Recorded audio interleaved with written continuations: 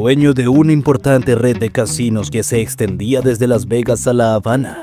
El mafioso vio cómo sus inversiones se desmoronaban con la llegada al poder de Fidel Castro. Se le considera el creador del mayor sistema financiero de lavado de dinero de la mafia durante el siglo XX. Y el día de hoy te contamos todo acerca de este escurridizo mafioso. Mantén cerca a tus amigos, pero aún más cerca a tus enemigos. Como si fuera un rey descamisado que entrega su corona a un aspirante ajeno a su corte, el personaje de ficción Jaime Roth, interpretado por Lee Strasberg, escenifica en su primera reunión con Michael Corleone, interpretado por Al Pacino, su falta de fuerza para continuar al timón de su imperio mafioso, concentrado en la zona de Miami y de La Habana anterior a Fidel Castro. En apariencia, el veterano gángster judío quiere que Corleone participe de su legado, pero se trata de una mentira para camuflar la conclusión del film. Los mafiosos, como los rockeros, nunca se jubilan. La segunda parte de El Padrino, la célebre saga de Francis Ford Coppola, presenta como enemigo de la familia a un astuto mafioso que vive sus últimos años en Miami.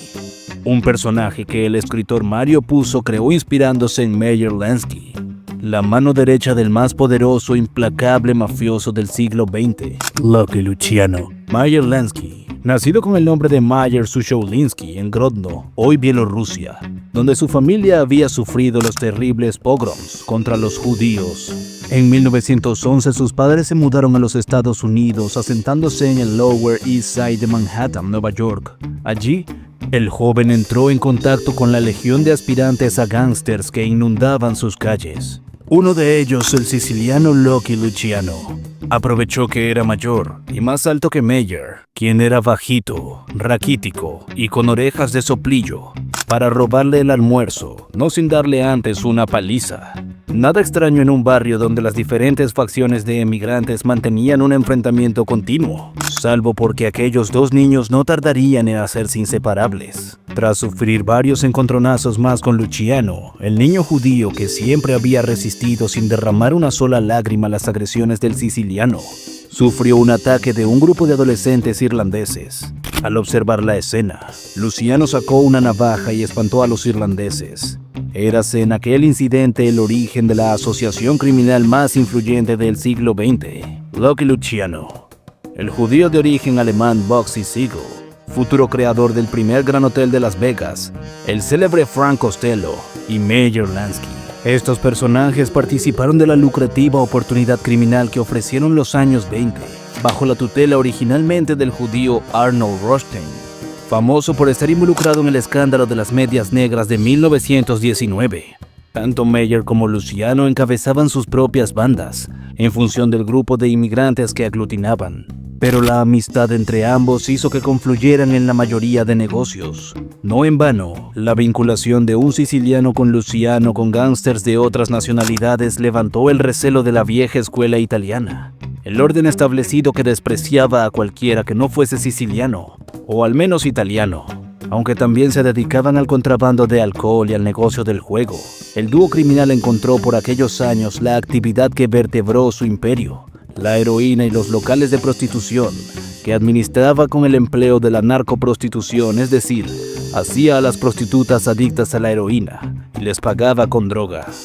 El instantáneo éxito de este negocio llamó la atención de la banda de Joe Masseria, que era por aquel entonces el don más poderoso de Nueva York y un miembro destacado de la vieja escuela. Mientras Lansky colaboraba cada vez más estrechamente con Arnold Rothstein, Luciano se vio obligado a enfrentarse a las críticas de su nuevo jefe, Joe Masseria, por su amistad con judíos y calabreses.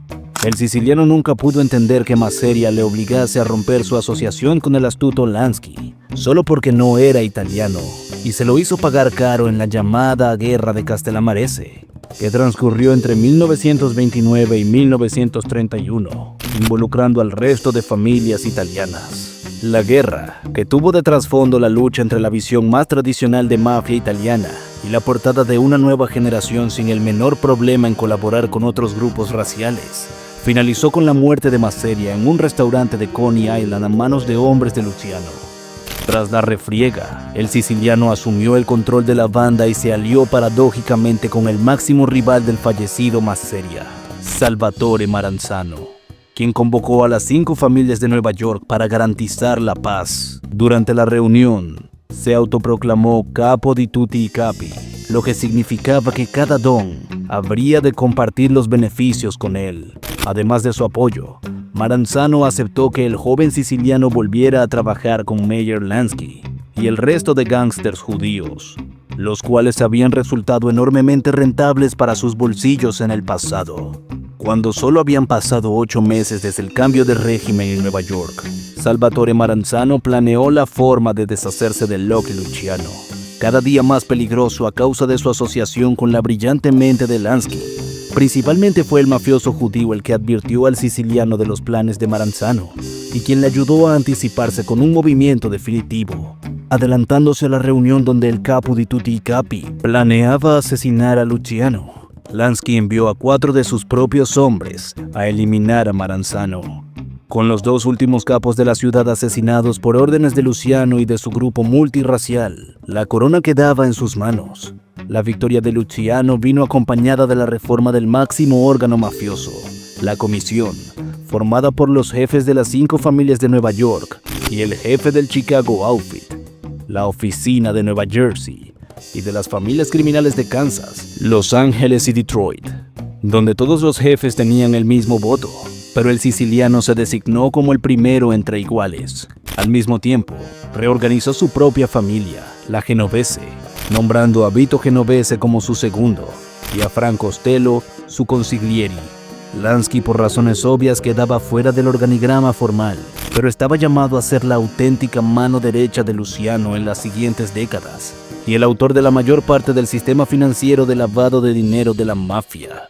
Mientras Lansky diversificaba su negocio criminal por la costa oeste, el fiscal especial Thomas E. Dewey consiguió en 1936 lo que nadie siquiera había rozado: una acusación en firme contra Luciano por proxenetismo. Condenado a más de 30 años de condena, la entrada de Estados Unidos en la Segunda Guerra Mundial dio una oportunidad a Charles Lucky Luciano para salir de prisión, gracias a la mediación de Lansky, que además de dedicarse a dar palizas a varios simpatizantes de Adolf Hitler por las calles de Nueva York, colaboró con el ejército en la Operación Underworld, en la cual el gobierno de los Estados Unidos reclutó a criminales para buscar infiltrados nazis. Luciano fue liberado, pero le fue prohibida la entrada a Estados Unidos durante el resto de su vida.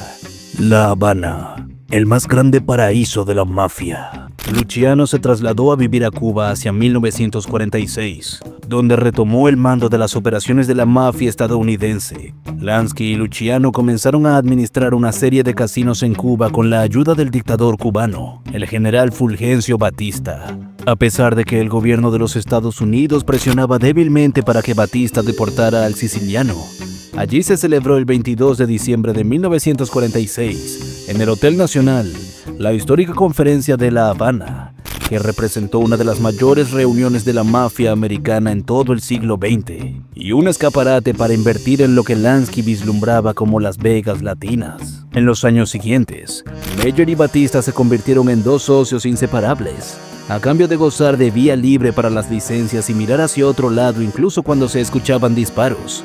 Meyer Lansky facilitó el desembarco del dinero de la mafia italiana en Cuba.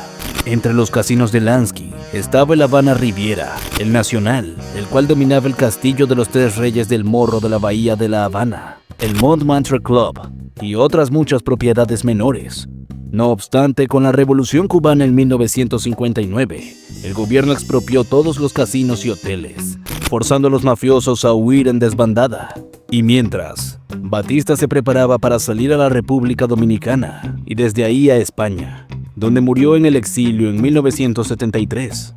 Lansky celebraba sin inmutarse el Año Nuevo de 1959 en su hotel más preciado, el Habana Riviera, de 440 habitaciones. Un día antes de que Castro entrara en La Habana, Lansky salió del país para siempre, dejando a su espalda buena parte de su patrimonio, con sus negocios bastante maltrechos, salvo en lo que se refería a Las Vegas. El mafioso judío llevó una vida discreta en su casa de Miami hasta que la asfixiante presión del FBI, que le acusaba de evasión de impuestos, le forzó a solicitar refugio en Israel, amparándose en la ley del retorno. Pero esto no le bastó, porque este derecho le fue denegado basándose en su conocido estatus de mafioso y por la mediación de Estados Unidos sobre Israel para extraditarlo nuevamente y llevarlo a los tribunales. Sin conseguir que ingresara en la cárcel y con varios negocios todavía en marcha, Meyer Lansky murió de cáncer de pulmón el 15 de enero de 1983, a los 80 años,